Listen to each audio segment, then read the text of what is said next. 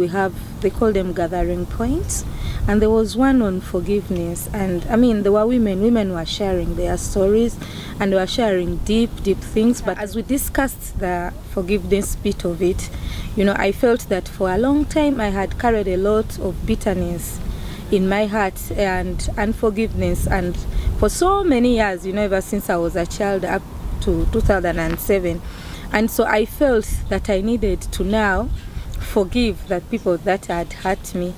And those were my dad's relatives, because my dad died when I was a young person. I was 1 year old, and my mom was expecting.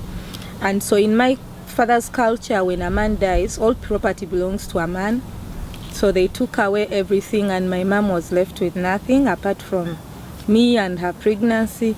So, and we never saw them again in our life. So as we grew, she told us those stories, and you know, so I developed a lot of bitterness towards them, resentment towards them. So I just hated them, and I hated my own tribe. I refused to speak my own language because I thought I didn't need to associate myself with such terrible people, you know. So in that training, I thought maybe this is the time for me to now forgive and look for my relatives. So that was the turning point. And so after that, anyway, I decided and I went ahead and looked for them. It was the most difficult thing to do in my life, you know, because the bitterness that I had carried in my life was like my driving force in life, you know. Everything that I did in life depended on that, you know.